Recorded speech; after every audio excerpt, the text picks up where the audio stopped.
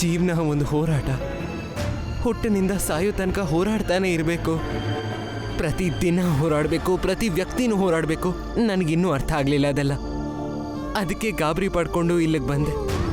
ನನಗೆ ಗೊತ್ತು ನಾನು ಇಲ್ಲಿಗೆ ಬರೋದು ಅವ್ರಿಗೆ ಇಷ್ಟ ಇಲ್ಲ ಅಂತ, ಆದರೂ ಇಲ್ಲಿಗೆ ಬಂದಿದ್ದೀನಿ. ದಯವಿಟ್ಟು ವೈಭವ್ ಮೂರ್ತಿಗಳು ಎಲ್ಲಿದ್ದಾರೆ ಅಂತ ಗೊತ್ತಿದ್ರೆ ಹೇಳಿ.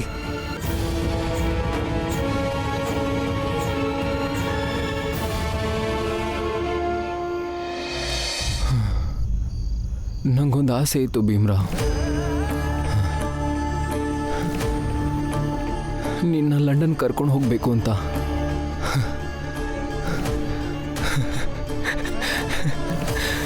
ನಮ್ಮ ಸ್ನೇಹನ ಉಳಿಸ್ಕೋಬೇಕಂತಿತ್ತು.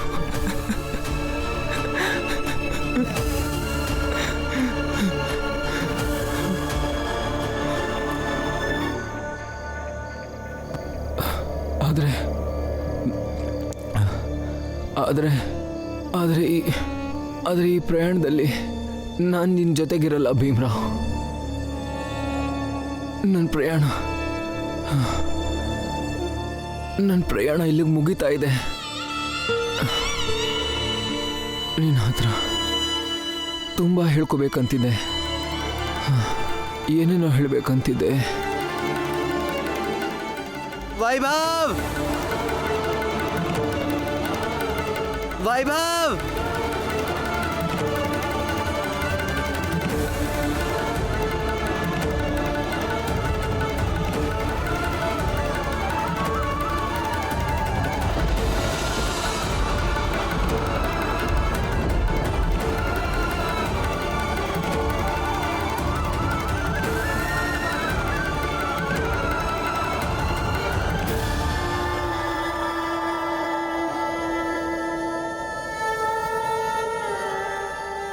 ಎಲ್ಲಿ ಹೋದ ವೈಭವ್?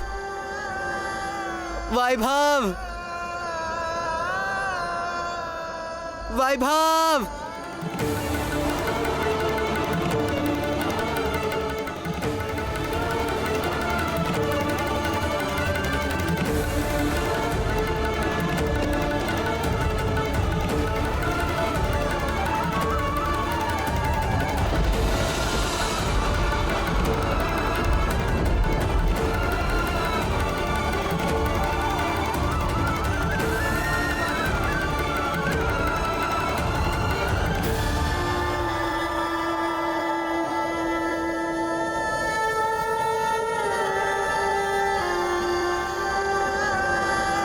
वैभव, वैभव, वैभव,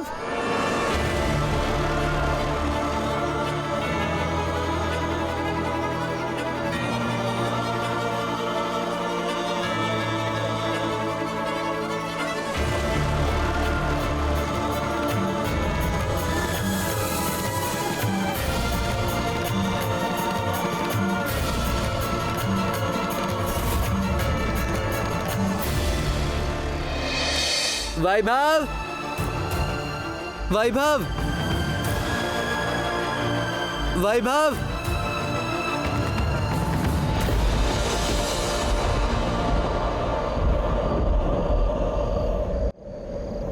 वैभव, वैभव, ಎಲ್ಲಿದ್ಯಾ ವೈಭವ್? ರಮಾ, ಎಲ್ಲಿಗೆ ಹೋಗ್ತಿದ್ಯಾ? ಅತ್ತೆ, ಅವರು ಹೋಗಿ ತುಂಬ ಹೊತ್ತಾಯ್ತು. ಎಲ್ಲಿ ಹೋಗಿದಾರೋ ಗೊತ್ತಿಲ್ಲ. ನಾನು ನೋಡ್ಕೊಂಡು ಬರ್ತೀನಿ. ನೀನು ಎಲ್ಲೂ ಹೋಗಬೇಡ, ಕೂತ್ಕೋ ಇಲ್ಲಿ. ನೀನೇನು ಚಿಂತೆ ಮಾಡಬೇಡ. ಭೀಮ ಬರ್ತಾನೆ ಬಿಡು. ವೈಭವ್, ಭೀಮ ಇಬ್ರು ಸ್ನೇಹಿತರು. ಇಬ್ರು ಮಾತಾಡ್ಕೊಂಡು ಕೂತಿರ್ಬೋದು. ಅವರು ಪ್ರಚಂಡ ಮೂರ್ತಿಗಳ ಮನೆಗೆ ಹೋಗಿದ್ದಾರೆ. ಅದಕ್ಕೆ ಭಯ ಆಗ್ತಿದೆ. ಹೆದರ್ಕೋಬೇಡ ರಮಾ. ನನಗೆ ಗೊತ್ತಿಲ್ಲ ಭೀಮ ನಿನ್ಗೆ ಹೇಳಿದಾನೋ ಇಲ್ವೋ. ಸಾತಾರದಲ್ಲಿ ಭೀಮನ್ಗೆ ಒಬ್ಬ ಸ್ನೇಹಿತ ಇದ್ದ, ಧ್ರುವ. ಅವರಿಬ್ರು ರಾತ್ರಿ ತುಂಬ ಹೊತ್ತು ಮಾತಾಡ್ತಿದ್ರು. ಅವರು ಮಧ್ಯರಾತ್ರಿ ಮನೆಗೆ ಬರ್ತಿದ್ರು. ಏನ್ ಗೊತ್ತಾ ರಮಾ, ಪ್ರೀತಿ, ಸ್ನೇಹ, ಸಂಬಂಧ, ಗೆಳೆತನ ಯಾರಿಗಿಷ್ಟ ಆಗಲ್ಲ ಹೇಳು? ಅದು ಅಲ್ಲದೆ ನಮ್ಮ ಜಾತಿಲಿರೋ ಜನರನ್ನ ಮೇಲ್ಜಾತಿಯವರು ಯಾವತ್ತೂ ಒಪ್ಕೊಳ್ಳೋದಿಲ್ಲ. ಅಂಥದ್ರಲ್ಲಿ ಇಂಥ ಒಬ್ಬ ವ್ಯಕ್ತಿ ಸಿಕ್ಕಿ ನಮಗೆ ಪ್ರೀತಿ ಕೊಟ್ಟು ಸ್ನೇಹನ ಕೊಟ್ಟು ನಮ್ಗಳ ಜೊತೆ ಸ್ನೇಹದ ಹಸ್ತ ಚಾಚಿದ್ದಾರೆ. ಮತ್ತೆ ನಾವು ಬದುಕೋದಕ್ಕೆ ಉತ್ಸಾಹ ತುಂಬಿದ್ದಾರೆ. ನಮ್ಮ ಜೀವ ಕೊಟ್ಟಾದ್ರೂ ಈ ಸ್ನೇಹನ ಕಾಪಾಡ್ಕೋಬೇಕು. ನೀನ್ ಚಿಂತೆ ಮಾಡಬೇಡ, ಭೀಮ ಬರ್ತಾನೆ.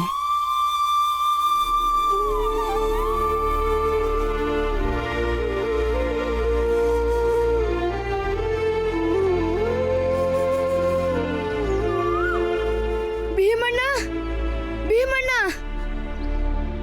ಏನಾಯ್ತು ಮೂರ್ತಿ? ಅಲ್ಲಿ ವೈಭವಣ್ಣ. ವೈಭವ್?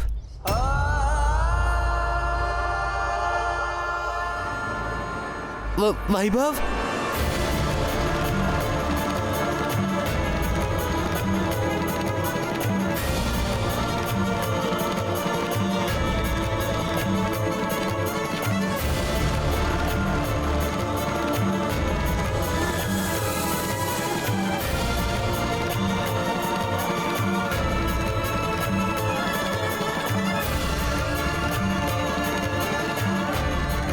ವೈಭವ್? ವೈಭವ್, ನೀವೆಲ್ಲ ನಿಂತ್ಕೊಂಡಿಲ್ಲೇ ನಾಟಕ ನೋಡ್ತಾ ಇದ್ದೀರಾ. ಆಸ್ಪತ್ರೆ ಕರ್ಕೊಂಡು ಹೋಗುತ್ತಾನೆ.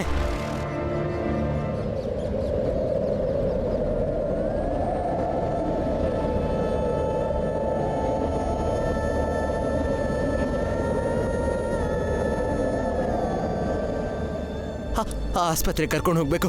ಅಣ್ಣ ಎತ್ಕೋ. ರೀ, ಒಂದ್ ನಿಮಿಷ ಇಲ್ಲಿ ಕೇಳಿ.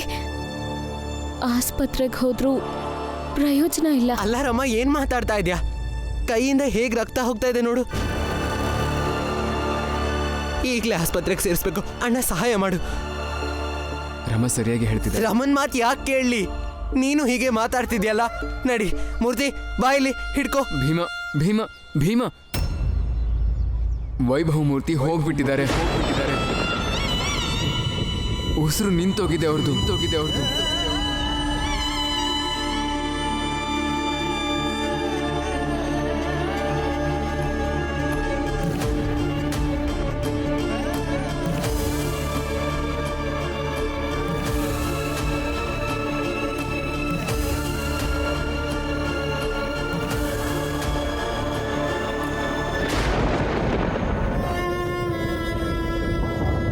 ಲಂಡನ್ನಲ್ಲಿ ಒಬ್ಬ ಇಂಗ್ಲಿಷ್ ಪ್ರೊಫೆಸರ್ ಹೇಳ್ತಾ ಇದ್ರು, ಅ voice friend is as good as 10 books. ಅಂದರೆ ಒಬ್ಬ ಒಳ್ಳೆಯ ಸ್ನೇಹಿತ 10 ಪುಸ್ತಕಕ್ಕೆ ಸಮಾನ ಅಂತ. ಅದಕ್ಕೆ ನಾನು 10 ಪುಸ್ತಕಗಳ ಜೊತೆ ಸ್ನೇಹ ಬೆಳೆಸಕ್ಕೆ ಬಂದಿದ್ದೀನಿ. ಹೇಳು ಭೀಮ್ರಾವ್, ನನ್ನ ಜೊತೆ ಸ್ನೇಹ ಬೆಳೆಸ್ತೀಯಾ? ಭೀಮ್ರಾವ್, ಒಳ್ಳೆ ಕಾರ್ಯಕ್ಕೆ ನಾಂದಿ ಹಾಡಿದ್ಯಾ. ಆದರೆ ನಿನ್ನ ಜಾತಿ ನಿನ್ನನ್ನು ಅಲ್ಲಿಗೆ ಮುಟ್ಲಿಕ್ಕೆ ಬಿಡಲಿಲ್ಲ. ಈಗ ನಾನಿದ್ದೀನಿ. ನಿನ್ನ ಕಾರ್ಯನ ನಾನು ಮುಂದುವರಿಸ್ತೀನಿ.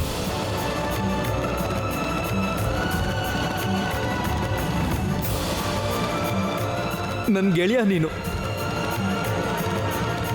ಇಂಥವ್ರ ನೆರಳು ಕಂಡ್ರು ದೂರ ಹೋಗೋರು ನಾವು, ಮುಟ್ಟಕ್ಕೂ ಹೇಸಿಗೆ ನಮಗೆ. ಅಂಥವ್ನ ತಪ್ಕೋತೀಯಾ? ಹೌದು, ನಾನು ಭೀಮನ್ನ ಸ್ನೇಹಿತ ಅಂತ ಒಪ್ಕೊಂಡಿದ್ದೀನಿ. ನಾನು ನನ್ನ ಸ್ನೇಹಿತನ ತಪ್ಕೊಂಡಿದ್ದು. ನೀನೇನು ಅನ್ಕೊಂಡಿದ್ಯಾ? ನೀನು ಒಬ್ಬಂಟಿಯಾಗಿ ಹೋರಾಡ್ತಿದ್ರೆ ಆಗ ಒಂದಿನ ರಾತ್ರೋರಾತ್ರಿ ಮೇಲ್ನವ್ರಿಗೆ ಎಲ್ಲ ಅರ್ಥ ಆಗಿ ಬದಲಾಗ್ತಾರೆ ಅನ್ಕೊಂಡಿದ್ಯಾ? ಕನ್ಸಲ್ಲೂ ಹೀಗೆಲ್ಲ ಆಗಲ್ಲ ಭೀಮಾ. ನನಗೇನೋ ಆಗುತ್ತೆ ಅಂತ ನನ್ನನ್ನು ದೂರ ಮಾಡೋದ್ರಿಂದ ಯಾವ ವೈಭವನೂ ಭೀಮನ್ ಜೊತೆ ಈ ವ್ಯವಸ್ಥೆ ವಿರುದ್ಧ ಹೋರಾಡಕ್ಕೆ ಬರೋದೇ ಇಲ್ಲ. ನಾನು ಲಂಡನ್ಗೆ ಹೋಗಿ ನೀನು ಓದಕ್ಕೆ ಬೇಕಿರೋ ಅಡ್ಮಿಷನು, ಉಳ್ಕೊಳ್ಳೋಕ್ಕೆ ಎಲ್ಲ ವ್ಯವಸ್ಥೆ ಮಾಡಿರ್ತೀನಿ. ನೀನು ಲಂಡನ್ಗೆ ಬರೋದು, ಇರೋದು, ಓದೋದು ಎಲ್ಲ ಖರ್ಚು ನಾನು ನೋಡ್ಕೋತೀನಿ.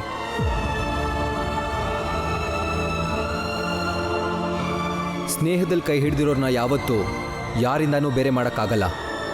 ಆದರೆ ಭೀಮ್ರಾವ್, ನಂಗೊಂದು ಮಾತು ಕೊಡು. ನೀನು ಹೋರಾಟ ಯಾವತ್ತೂ ನಿಲ್ಲಬಾರ್ದು. ವೈಭವ್!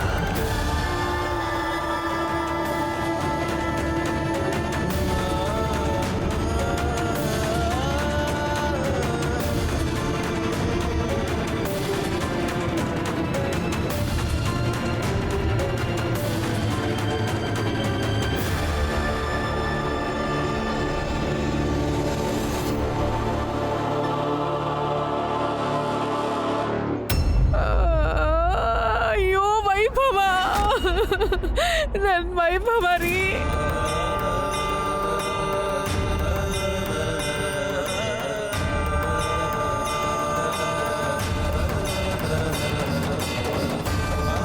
ಕೆಳವರ್ಗದವನು ಅನ್ನೋದನ್ನ ಮರಿಬೇಡ.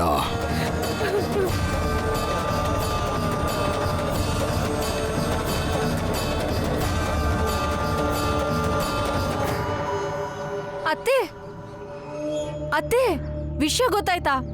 ಏನಾಯ್ತು? ಏನ್ ಇಷ್ಟೊಂದು ಸಂತೋಷ ಪಡ್ತಿದ್ಯಾ? ಮೊದಲ ಹೇಳೋದನ್ ಕೇಳಿ. ವೈಭವ್ ಮೂರ್ತಿಗಳು ಆತ್ಮಹತ್ಯೆ ಮಾಡ್ಕೊಂಡ್ರು ಅನ್ನೋ ಸುದ್ದಿ ಬಂತು. ಏನು? ನಿಜನಾ ಲಕ್ಷ್ಮಿ? ಹೌದು ಅತ್ತೆ, ಅದಕ್ಕೆ ನಂಗೆ ಇಷ್ಟು ಖುಷಿ ಆಗ್ತಿದೆ. ಹಾಗಿದ್ರೆ ಗಟ್ಟಿ ಹಾಲಲ್ಲಿ ಚಹಾ ಮಾಡ್ಕೊಂಡು ಕುಡಿಯೋಣ. ಒಂದು ಕೆಲಸ ಮಾಡು, ನೀನು ಹೋಗಿ ಹಾಲು ತಗೊಂಡ್ ಬಾ. ಗಟ್ಟಿ ಹಾಲಲ್ಲಿ ಚಹಾ ಕುಡಿಯೋಣ. ಹೋಗು. ಸರಿ ಅತ್ತೆ.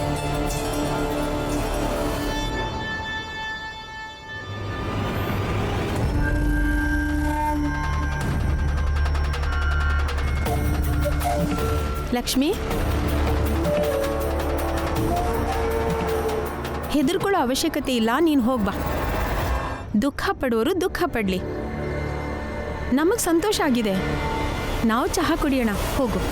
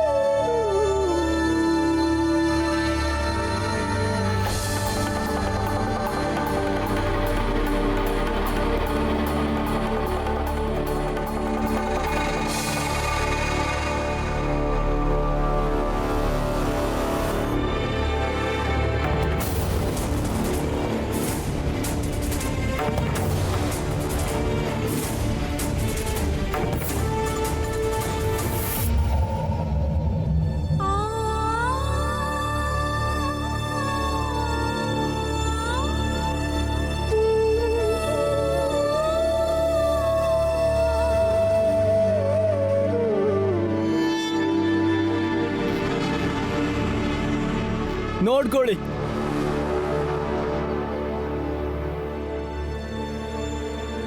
ನೋಡ್ಕೊಂಡು ಸಂತೋಷ ಪಡಿ. ಈ ಕೆಳವರ್ಗದ ಭೀಮ್ರಾವ್ ಸಹವಾಸದಿಂದ ಇವತ್ತು ಇವತ್ತು ಇವತ್ತು ವೈಭವ್ ಮೂರ್ತಿ ಸತ್ತಿದ್ದಾರೆ. ಇನ್ನು ಯಾರು ಇದನ್ನ ಅರ್ಥನೇ ಮಾಡ್ಕೊಳಕ್ ಹೋಗ್ತಿಲ್ಲ. ಇದು ಖಂಡಿತವಾಗ್ಲೂ ಕೆಳವರ್ಗದವ್ರು ಹುನ್ನಾರಾನೆ. ನೋಡಿ, ಏನಾದ್ರೂ ಒಂದು ಉದ್ದೇಶ ಇಟ್ಕೊಂಡೆ ಮೇಲ್ನವರ ಸಹವಾಸ ಮಾಡ್ತಾರೆ. ಗೊತ್ತು ಇವರಿಗೆ ಮೇಲ್ನವರ ಜಾತಿ, ಸಿದ್ಧಾಂತ, ಆಚಾರ ವಿಚಾರಗಳಿಂದ ಕಟಿಬದ್ಧರಾಗಿರ್ತಾರೆ ಅಂತ. ಯಾರೇ ನಮ್ಮ ಆಚಾರಗಳಿಗೆ ವಿರುದ್ಧವಾಗಿ ಹೋದ್ರು ನಾವಂತೂ ಒಪ್ಕೊಳ್ಳೋದೇ ಇಲ್ಲ. ವೈಭವ್ ಮೂರ್ತಿಯವರು ಎಷ್ಟು ಆತ್ಮೀಯರಾಗಿದ್ರು, ನಮ್ಮೆಲ್ಲರ ಪ್ರೀತಿ ಪಾತ್ರರಾಗಿದ್ರು. ನಮ್ಮನ್ನು ಸೋಲ್ಸ್ಬೇಕು ಅಂತಾನೆ ಇವರೆಲ್ಲ ಹಿಂಗ್ ಮಾಡಿದ್ದು. ಇವತ್ ನಾವು ಸೋತ್ಬಿಟ್ವಿ. ಇವರಿಗೆಲ್ಲ ಇವತ್ತು ತುಂಬಾ ಸಂತೋಷವಾಗಿರೋ ದಿನ, ಆದ್ರೆ ನಮಗೆ ದುಃಖ ಪಡೋ ದಿನ.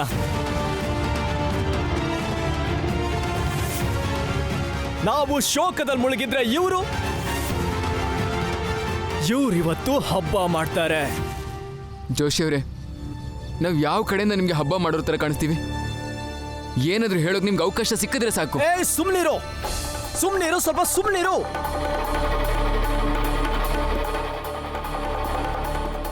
ನೋಡ್ತಿದೀವಲ್ಲ, ನೀವೆಲ್ಲ ಸೇರಿ ಮನುಷ್ಯನ ನುಂಗ್ ಹಾಕ್ಬಿಟ್ರಿ. ಇವರಿಂದ ಈ ರೀತಿ ಸತ್ತು ಬಿದ್ದಿದ್ದಾರೆ. ಈಗ್ಲೂ ದಯವಿಟ್ಟು ಸುಮ್ಮನಿದ್ಬಿಡಿ. ಈಗ ನಮಗೆ ಅರ್ಥ ಆಯ್ತು ಈ ವೈಭವ್ ಮೂರ್ತಿಗಳ ಸಾವಿಗೆ ಕಾರಣ ಯಾರು ಅಂತ. ಸಾಕ್ಷಿ ಕಣ್ಮುಂದೆನೆ ಇದೆಯಲ್ಲ. ವೈಭವ್ ಮೂರ್ತಿಗಳ ಈ ಸಾವಿಗೆ ಕಾರಣ ಈ ಭೀಮ್ರಾವ್.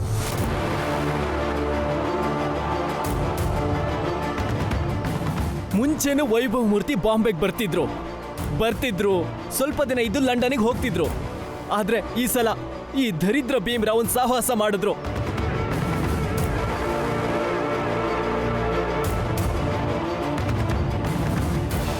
ಬಹುಶಃ ವೈಭವ್ ಅದೃಷ್ಟ ಕೈ ಕೊಡ್ತು ಅನ್ಸತ್ತೆ. ಈ ದರಿದ್ರ ಭೀಮ್ರಾವ್ ಜೊತೆ ಸೇರಿ ದರಿದ್ರ ಅಂಟಿಸ್ಕೊಂಡ್ರು ನೋಡಿ.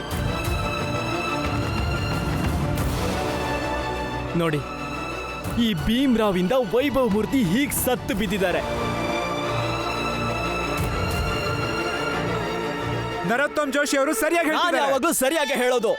ಪ್ರಶ್ನೆ ಹೀಗಿರೋದು ನಿಮ್ಗೆ, ನೀವು ಸರಿಯಾದ ಮಾತು ಕೇಳಿ ಸರಿಯಾದ ನಿರ್ಧಾರ ತಗೋತೀರೋ ಇಲ್ವೋ ಅನ್ನೋದು.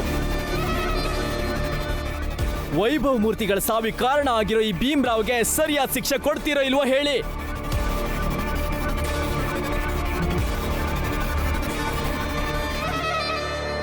ಇವನ್ ಮಾಡಿರೋ ಪಾಪಕ್ಕೆ ಸರಿಯಾದ ಶಿಕ್ಷೆ ಅಂದ್ರೆ ಸಾವು.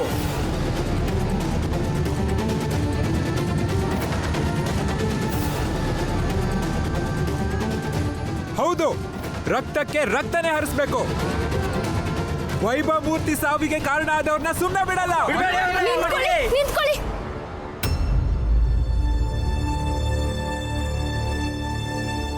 ನನ್ ಗಂಡಂಗ್ ಶಿಕ್ಷೆ ಕೊಡೋಕ್ಕೂ ಮುಂಚೆ ವೈಭವ್ ಮೂರ್ತಿಗಳು ಬರ್ತಿರೋ ಈ ಪತ್ರನ ಓದಿ.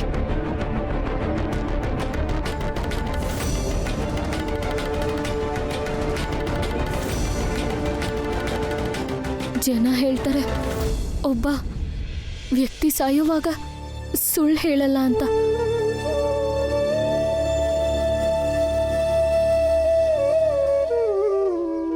ಸತ್ಯ ಏನು ಅಂತ ತಿಳ್ಕೊಳ್ಳಿ.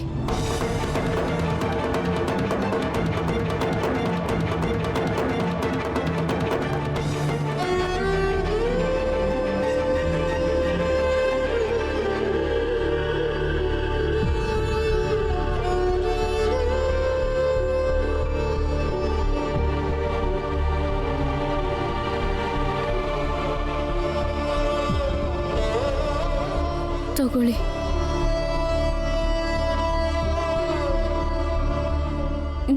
ನೋಡಿ, ನನಗರ್ಥ ಆಗುತ್ತೆ ನಿಮಗೆ ಎಷ್ಟು ನೋವಾಗ್ತಿದೆ ಅಂತ. ನೀವು ಏನು ಯೋಚಿಸ್ತಿದ್ದೀರಾ ಎಲ್ಲ ಅರ್ಥ ಆಗುತ್ತೆ. ಮೊದಲು ಈ ಪತ್ರ ಓದಿ.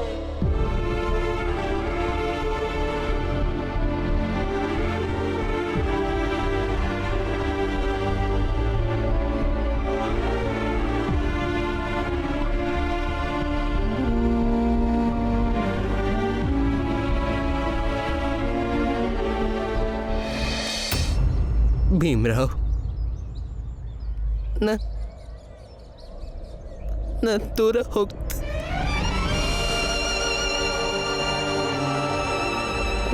ಹೋಗ್ತಿದ್ದೀನಿ. ಹಾಗಂತ ನಾನು ನಿನ್ನ ಜೊತೆ ಇಲ್ಲ ಅಂತ ಯಾವತ್ತೂ ಅನ್ಕೋಬೇಡ ಭೀಮ್ರಾವ್.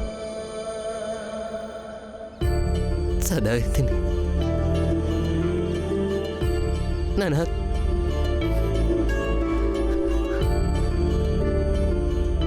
ನನ್ನ ಆತ್ಮ ನಿನ್ ಸುತ್ತಾನೇ ಇರುತ್ತೆ.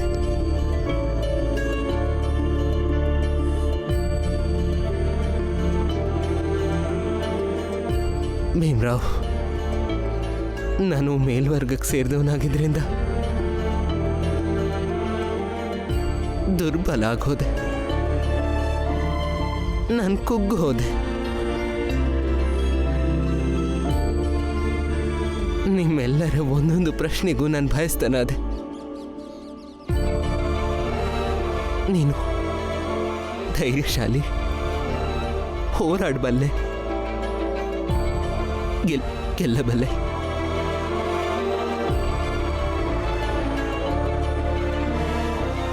ನಮ್ಮ ವರ್ಗದವರು ಅನ್ನಿಸ್ಕೊಡೋ ಜನರು ಕೊಡೋ ಹಿಂಸೆನ ನನ್ನ ಕೈಯಲ್ಲಿ ಸಹಿಸ್ಕೊಳ್ಳೋಕ್ಕಾಗಲಿಲ್ಲ.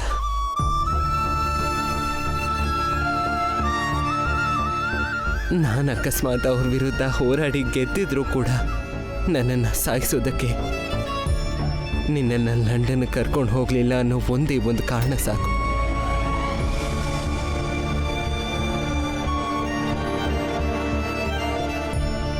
ಹಿರಿಯಣ್ಣ, ಅತ್ಗೆ, ನಾನು ನಿಮ್ಮನ್ನು ಸದಾ ಪ್ರೀತಿಸ್ತಿದ್ದೆ. ಸತ್ತ ಮೇಲೂ ಪ್ರೀತಿಸ್ತಾನೆ ಇರ್ತೀನಿ.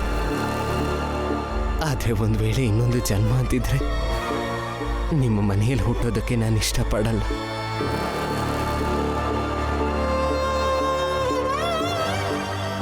ಇನ್ಯಾವ ಜನ್ಮದಲ್ಲೂ ನಾನು ನಿಮ್ಮ ಮನೆ ತುಳಿಯಲ್ಲ. ಮೇಲ್ವರ್ಗದವ್ರು ಯಾವ ಮನೇನೂ ಬೇಡ.